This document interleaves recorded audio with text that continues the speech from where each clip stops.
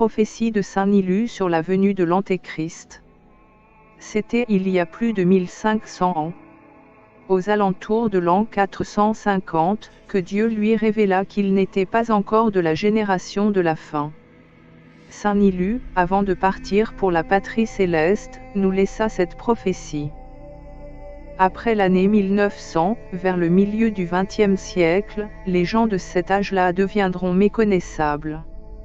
Lorsque le temps de la venue de l'Antéchrist approchera, l'intelligence des hommes sera obscurcie par les passions charnelles, l'avilissement et la licence s'accentueront. Le monde deviendra alors méconnaissable. Les gens changeront d'apparence, il sera impossible de distinguer les hommes des femmes à cause de l'effronterie dans leur manière de s'habiller et dans la mode de leurs cheveux. Ces gens seront cruels et comme des animaux sauvages à cause des tentations de l'Antéchrist. On ne respectera pas les parents et les aînés. L'amour disparaîtra. Et les pasteurs chrétiens, évêques et prêtres, deviendront des hommes vains, complètement incapables de distinguer le chemin à droite du chemin à gauche. En ce temps-là, les lois morales et les traditions des chrétiens et de l'Église changeront. Les gens ne pratiqueront plus la modestie, et la dissipation régnera. Le mensonge et la cupidité atteindront de grandes proportions, et malheur à ceux qui empileront des trésors.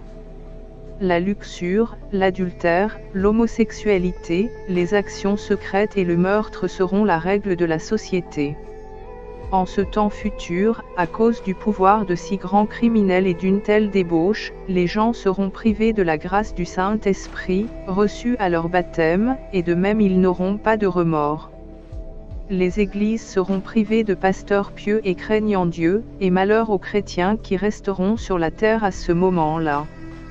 Ils perdront complètement leur foi, car il n'y aura personne pour leur montrer la lumière de la vérité. Ils s'éloigneront du monde en allant dans de saints refuges afin d'alléger leurs souffrances spirituelles, mais ils ne rencontreront partout qu'obstacles et contraintes.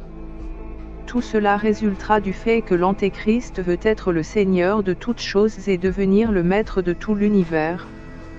Il accomplira des miracles et des signes invraisemblables.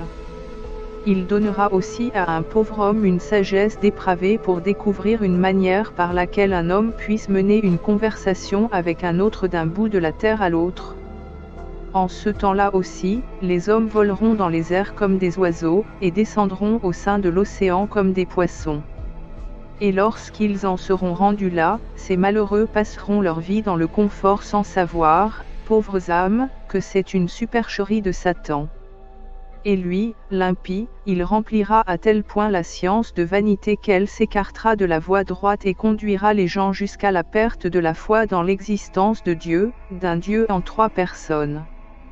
Mais le Dieu infiniment bon verra la déchéance de l'espèce humaine, et il raccourcira les jours pour l'amour du petit nombre de ceux qui doivent être sauvés, car l'ennemi voudrait amener même les élus dans la tentation si c'était possible.